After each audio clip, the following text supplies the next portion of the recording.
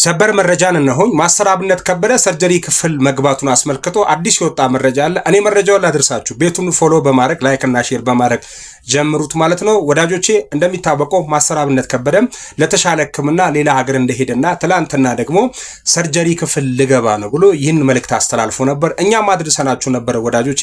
ዛሬ የተሰማው የተደመጠው ነገር ምንድነው? ማስተር አብነት ከበደ እንዲህ ሲል ተደምጧል። አመሰግናለሁ በልመናችሁና በጸሎታችሁ አብራችሁኝ ስለነበራችሁ። አይዟችሁ፣ አትጨነቁ፣ አታስቡ። የመጀመሪያ ዙር ሰርጀሪን በተሳካ ሁኔታ አጠናቅቄያለሁ፣ ጨርሻለሁ። ለዚህም የእናንተ ጸሎትና ልመና ትልቁ ሚና ይጫወታል። አሁንም የሚቀረን ሌላ ህክምና ሌላ ሰርጀሪ ስላለ አሁንም ልመናችሁና ጸሎታችሁ ከኔ ጋር ይሁን ሲል ተደምጧል። ክብሯንና ክብሯት አድማጮቼ አሁንም ጸሎታችንና ልመናችንም ከአብነት ጋር ይሁን። ወንድም አብነት እግዚአብሔር ፈጽሞ ይማረ። አሁንም ከጎነነን እስከ መጨረሻው ድረስ ካንተ ጋር ነን አባቴ። ለምስጋና እንደምትመጣ አንተ እንዳልከው ሁሉ እኛም ለምስጋና እንጠብቃለን። እግዚአብሔር ድልን ያጎናጽፈ። ተሽሎ ደና ሆነ ወደ ቀድሞ ስራ እንደምትመለስ ምንም ጥርጥር የለኝም። እግዚአብሔር ፈጽሞ ይማረ። ክልል ባለፉት 6 ወራት ብቻ ከ7.7 ቢሊዮን ብር በላይ ከቱሪዝም ዘርፍ ተሰብስቧል።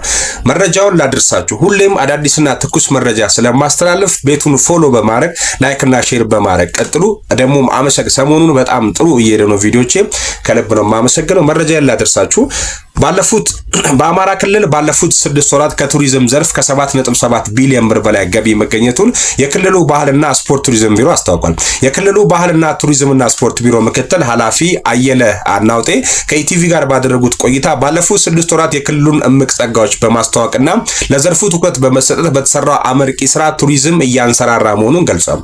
የጎርጎራ ኢኮ ሪዞርት ተገንብቶ ስራ መጀመሩ፣ የጎንደር አብያተ መንግስታት መታደስ፣ የባህር ዳር ከተማን የኮሪደር ልማትና ጣናን የመገለጽ ስራ መሰራቱ፣ ሌሎች አዳዲስ የቱሪዝም መዳረሻ ቦታዎች መከፈታቸውና በክልሉ የተገኘው ሰላም ለቱሪስት ፍሰት መጨመሩ ዋነኛ ምክንያቶች መሆናቸውን ጠቅሷል። በዚህም ባለፉት 6 ወራት 10 ሚሊዮን በላይ የሀገር ውስጥ ጎብኚዎች እንዲሁም ከ24000 በላይ የውጭ ሀገር ጎብኚዎች የክልሉን ተፈጥሯዊና ሰው ሰራሽ ቅርሶች የጎበኙና በተለያዩ ሁኔታዎች የተሳተፉ ሲሆን በዚህም ከ7.7 ቢሊዮን ብር በላይ ገቢ መገኘቱን ጠቁሟል። በተለያዩ ምክንያቶች ተቀዛቅዞ የነበረው የቱሪስት ፍሰት አሁን ላይ በከፍተኛ ሁኔታ እያንሰራራ መምጣቱን ተናግሯል። ዘርፉን የበለጠ በማነቃቃት ለሀገር ኢኮኖሚ ግንባታ የራሱን አበርክቶ እንዲወጣ በትኩረት እንደሚሰራ ምክትል ቢሮ ኃላፊው ጠቁሟል። በተስፋሁን ደስታ እንዴት አያችሁት ይህን መረጃ?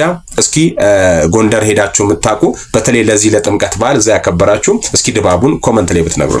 የአርሰናል ደጋፊዎች ምሽት 5 ሰዓት ላይ ከባድ ጌም አለ ከኢንተር ሚላን ጋር። እኔ ሙሉ መረጃውን ላደርሳችሁ ፎሎ በማድረግ ላይክ እና ሼር በማድረግ ቪዲዮ ጀምሩት።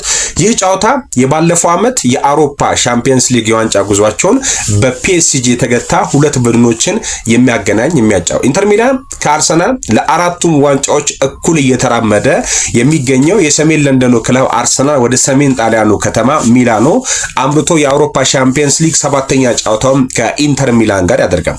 በፕሪሚየር ሊጉም በአውሮፓ ትልቅ የክለቦች ውድድር ከአናት የተቀመጠው አርሰናል ምሽት 5 ሰዓት ላይ የሚገናኙበት በሳንሲሮ የሚገናኙበት መርሃ ግብር በትልቅ የሚጠበቅ ነው። አርሰናል በውድድር ዓመቱ የቡንደስሊጋው መሪ ባየር ሙኒክ እና የሴራው መሪ ኢንተር ሚላን እንዲሁም ደግሞ ጠንካራው አትሌቲኮ ማድሪድ ባሉበት ምድብ ቢደላደልም የማይሸነፍ የሚመስለውን ሙኒክንም ይሁን አትሌቲኮን ከጨዋታ ብልጫ ጋር በማሸነፍ ለቀጣይ ተጋጣሚዎቹ መልእክት አስተላልፏል። ቢሆንም ዛሬ የሚደረገው ጨዋታ አንድም ከሜዳ ውጪ በመሆኑ ሁለቱም ተጋጣሚው ኢንተር ሚላን በመከላከል ጠንካራ መሆኑ ከቀደምት ፈተናዎቹ የምሽት መርሃ ግብር የጠነከረ እንደሚሆን ይጠበቃል። በእርግጥ መድፈኞቹ በሻምፒየንስ ሊግ ያደረጓቸው ሁሉንም ጨዋታዎች በማሸነፍ ብቸኛ መሆናቸው ብቻ ሳይሆን የተቆጠረባቸው አንድ ግብ ብቻ በመሆኑ ይህ አንድ ጥሩ ጎን ነው። ጠንካራ የተከላካይ ክፍል የገነባው ሚካኤል አርቴታ መከላከል መለያው ከሆነው ኢንተር ሚላን የሚጠበቀውን ከባድ የቤት ስራ ለመወጣት ወደ ሜዳ ዛሬ ምሽት 5 ሰዓት ላይ ይገባል። ምን ሐሳብ አስተያየት አላችሁ? ኮሜንት ሴክሽን ላይ አጋሩ።